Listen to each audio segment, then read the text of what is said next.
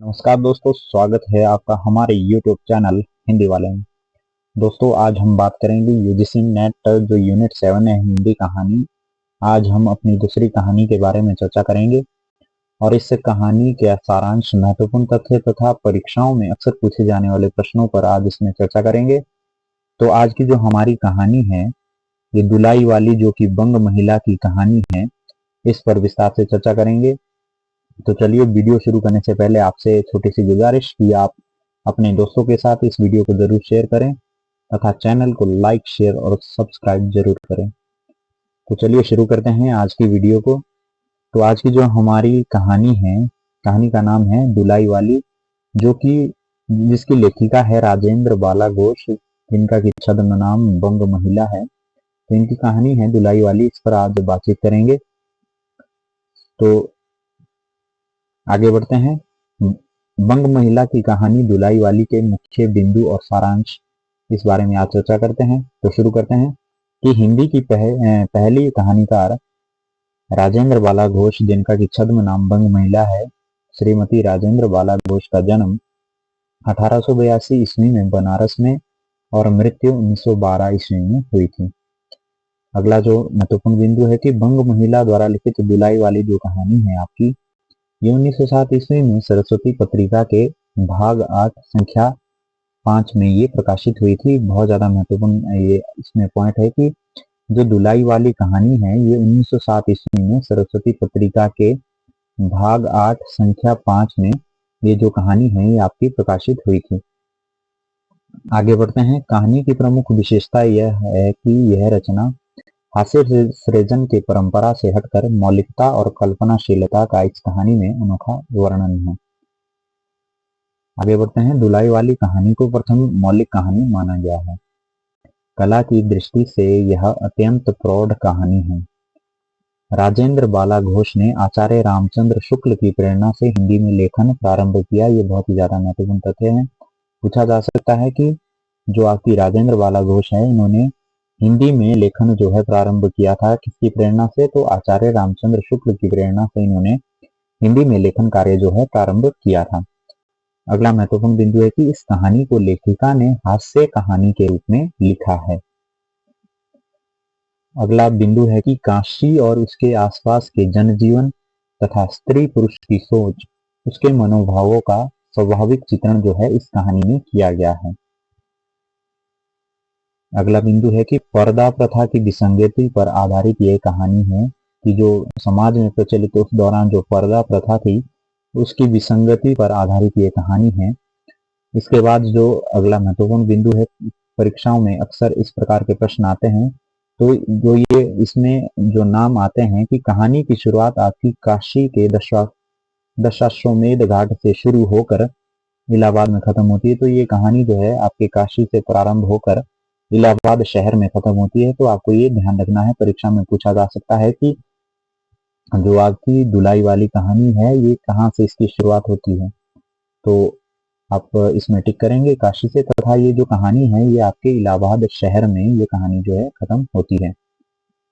चलिए अब बातचीत करते हैं इस कहानी के प्रमुख पात्रों के बारे में। तो इस कहानी के जो प्रमुख पात्र हैं, तो पहला पात्र है नवल किशोर, जो कि दुलाई वाली बना था। कौन है? नवल किशोर। क्या बना था? ये दुलाई वाली। ठीक है। इसके बाद जो अगला हमारा पात्र है वंशीधर। वंशीधर कौन है? नवल किशोर का ये मित्र है तथा इलाहाबाद का रहने वाला है। तथा नवल दूर के ममेरे भाई, वंशीधर का जो नवल है ये दूर का ममेरा भाई है। दोनों में गहरी मित्रता भी है। ठीक है। अगला तीसरा पात्र है जानकी देई। जानकी देई कौन है? आपके जो वंशीधर है इसकी पत्नी है जानकी देई।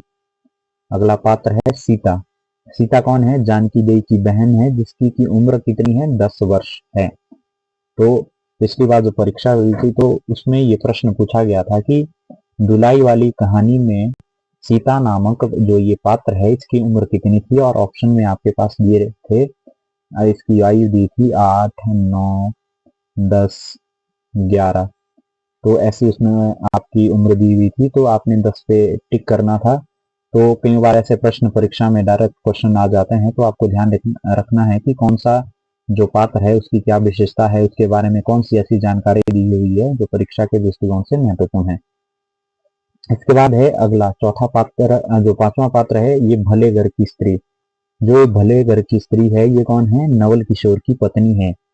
इस जो कहानी में है उसका नाम नहीं है, लेकिन उसे भले घर की स्त्री कहा गया है। तो ये जो भले घर की स्त्री है ये कौन है, आपके नवल किशोर की ये पत्नी है। ठीक है, आगे बढ़ते हैं। कहानी में घटित प्रमुख घटनाएं एवं परीक्षा के दृष्टिकोण से जो महत्वपूर्ण तथ्य है उस पर बातचीत करते हैं। तो सबसे पहले बात करते हैं, जो ये कहानी है इस कहानी को आपके क्या कहा गया है, चूहल बोध की इसे कहानी कहा गया है। चूहल बोध की इसे कहानी कहा गया है। ठीक है, अगला जो महत्वपूर्ण बिंदु है कि जो वंशीधर है, वंशीधर का दशाश्वमेध घाट से स्नान कर गौडोलिया की बाईं तरफ की गली में पुराने मकान में प्रवेश होता है। किसका, वंशीधर का। क्यों प्रवेश होता है, तो प्रवेश करने के बाद वो सीता को पुकार कर अपनी पत्नी जानकी देवी को बुलवाना। सीता जो कि उसकी सहाली है और आपके जो जानकी देवी है उसकी बहन है, उसको आवाज देता है तथा अपनी पत्नी जानकी देवी को बुलवा लाता है। आगे बातचीत करते हैं। अगला पॉइंट है कि तत्काल विदाई लेने की सूचना, इक्का लेकर आना तथा पत्नी को विदा कर स्टेशन की ओर आना। इसके बाद जो आपके वंशीधर है वो अपनी पत्नी से तत्काल जो है वहां से अपने माँ के घर वो गई थी, तो वहां से तत्काल विदाई लेने की बात करता है तथा स्वयं क्या करता है कि इक्का लेकर आता है तथा पत्नी को विदा कर स्टेशन की ओर ले जाता है। अब क्या है अगला जो इसमें महत्वपूर्ण पॉइंट है कि जब वो जाते हैं तो जो आपका वंशीधर है उसको क्या होता है कि विलायती धोती पहनने पर अफसोस होता है, क्योंकि वो जल्दबाजी में जब आता है तो विलायती धोती मतलब विदेशी धोती वो पहनकर आता है, तो उससे बड़ा अफसोस होता है क्योंकि जो उसके मित्र हैं नवल किशोर वो आपके स्वदेशी उत्पादों के समर्थक हैं। तो जब वो विलायती धोती पहनते हैं तो उसे अफसोस होता है कि अगर उसके मित्र देखेंगे तो उसके बारे में क्या कहेंगे।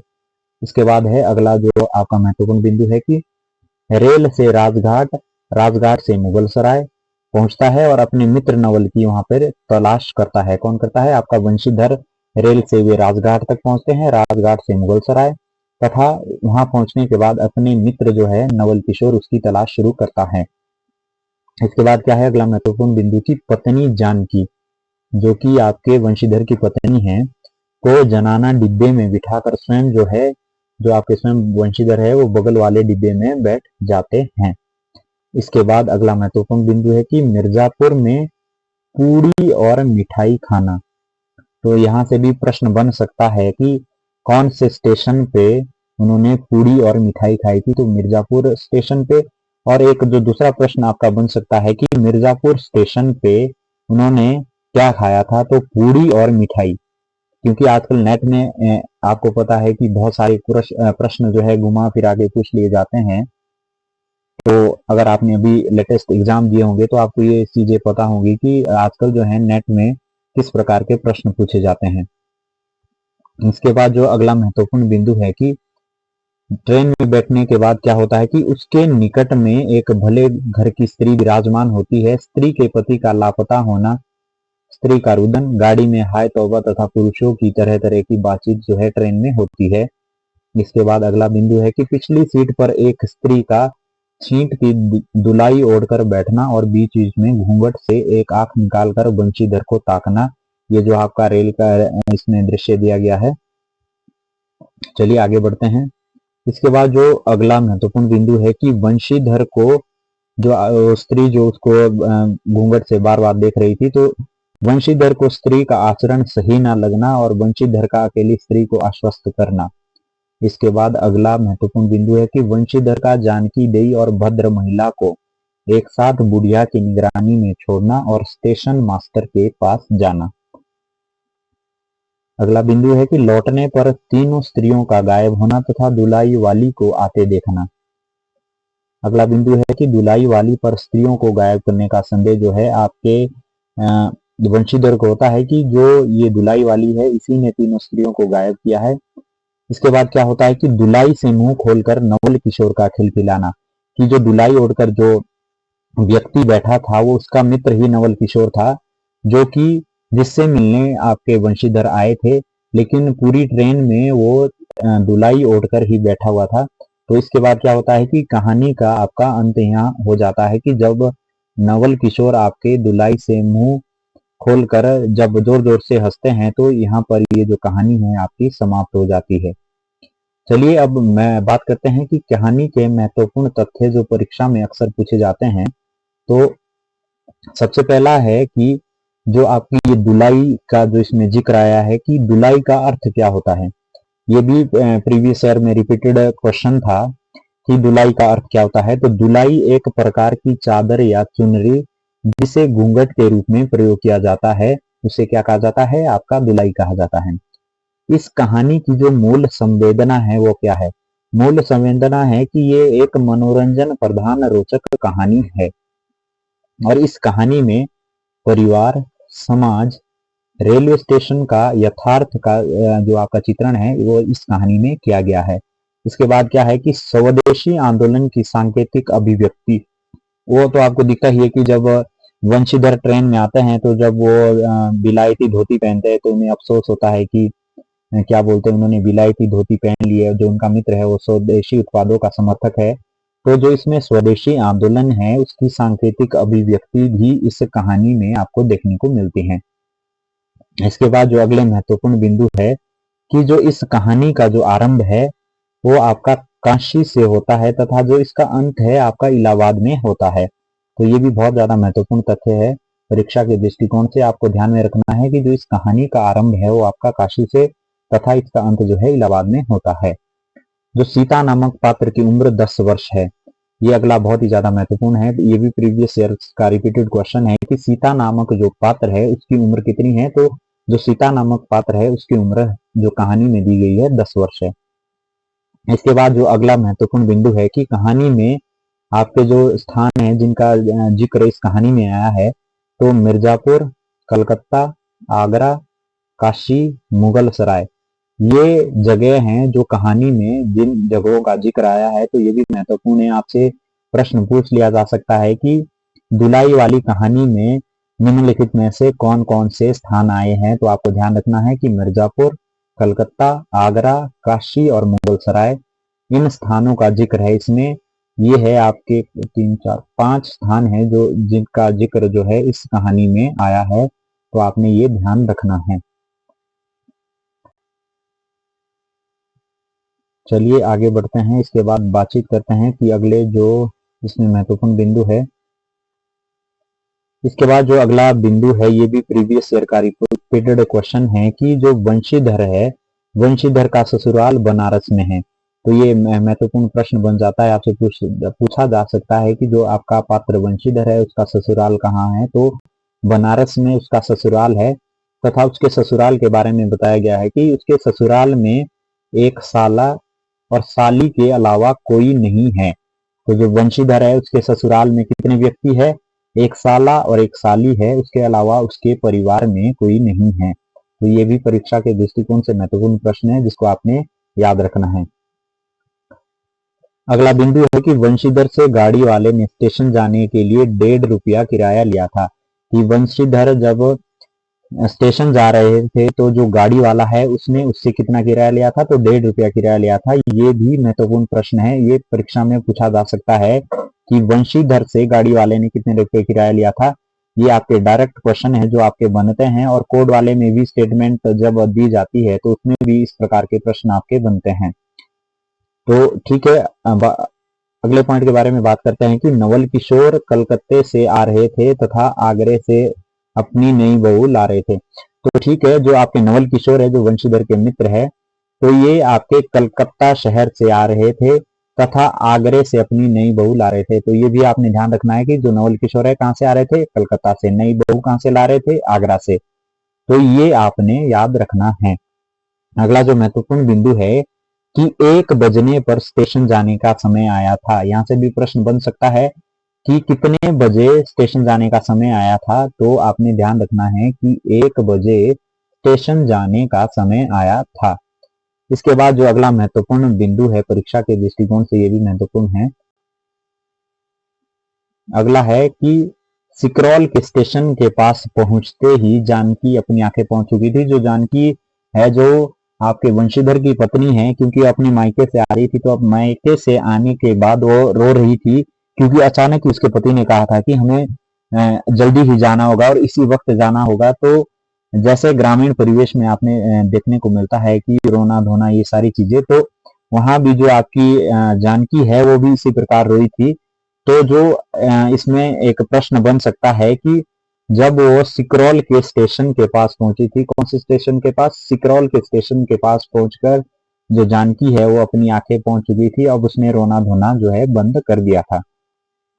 तो ये था आज का ये हमारी कहानी दुलाई वाली से संबंधित महत्वपूर्ण तथ्य, जिसके बारे में हमने बातचीत की, जो कि एग्जाम के पॉइंट ऑफ व्यू से महत्वपूर्ण है। आज हमने चर्चा की इस कहानी में। सबसे पहले हमने बात की जो आपकी बंग महिला है राजेंद्र बाला घोष, इनके जन्म के बारे में हमने बातचीत की। फिर हमने बात की कि दुलाई वाली जो कहानी है कौन सी पत्रिका में प्रकाशित हुई थी, तो सरस्वती पत्रिका में। फिर हमने बातचीत की कि जो राजेंद्र बाला घोष ने है वो आचार्य रामचंद्र शुक्ल की प्रेरणा से हिंदी में लेखन का जो कार्य है उसे आरंभ किया था। अगला महत्वपूर्ण बिंदु के बारे में हमने बात की थी कि जो इस कहानी में है पर्दा प्रथा की विसंगति पर इस कहानी में चर्चा की गई है। फिर आगे हमने बात की थी कि जो ये कहानी है आपके काशी के दशाश्वमेध घाट से शुरू होकर इलाहाबाद में खत्म होती है। इसके बाद हमने पात्रों के बारे में बातचीत की कि इसमें कौन कौन से पात्र है, तो नवल किशोर, वंशीधर, जानकी देई, सीता और भले घर की स्त्री, ये इसमें पात्र है। इसके बाद हमने परीक्षा के दृष्टिकोण से महत्वपूर्ण तथ्यों के बारे में बातचीत की थी जो अक्सर परीक्षाओं में पूछे जाते हैं, तथा जो पिछले वर्षों में विगत वर्षों में जो प्रश्न जो है आपकी यूजीसी नेट की परीक्षा में आए थे उन पर भी हमने चर्चा की कि किस प्रकार से आपके परीक्षाओं में प्रश्न बनते हैं। तो इन सब चीजों के बारे में हमने बातचीत की जो एग्जाम के दृष्टिकोण से बहुत ज्यादा महत्वपूर्ण था। उन चीजों को हमने आपके साथ शेयर किया है। इसके अलावा अब आप अपनी जो कहानी है वो लाइन बाय लाइन भी पढ़ सकते हैं, क्योंकि यहाँ पे लाइन बाय लाइन पढ़ाना अभी थोड़ा सा मुश्किल है। तो आने वाले समय में हम लाइन बाय लाइन भी पढ़ेंगे, लेकिन आज जो इस कहानी से संबंधित जो महत्वपूर्ण बातें थी तथा परीक्षा के लिए जो उपयोगी चीजें हैं, जहां से आपका जो यूजीसी नेट का एग्जाम जो है जिसे क्लियर करने में आपको मदद मिलेगी, तो ये जो आपके महत्वपूर्ण बिंदु थे उन सब पर आज हमने बातचीत की। तो आज के लिए बस इतना ही। अगर आपको ये वीडियो महत्वपूर्ण लगी है परीक्षा के दृष्टिकोण से तथा आपको इसमें बताई हुई बातें समझ आई है, तो आप अपने दोस्तों के साथ इस वीडियो को जरूर साझा करें तथा उन्हें इस चैनल को लाइक, शेयर एंड सब्सक्राइब करने को जरूर कहें। धन्यवाद।